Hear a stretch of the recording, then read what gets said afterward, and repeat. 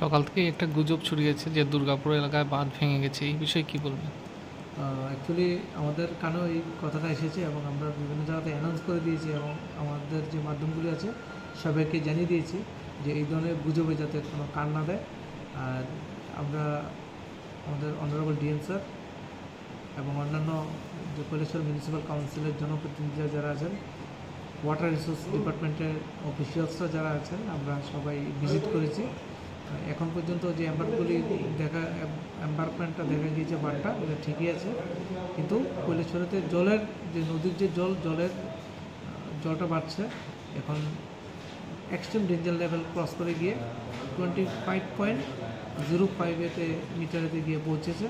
এটাই একটা সমস্যা হচ্ছে, আদারওয়াইজ মানে বাঁধের কোনো সমস্যা নেই।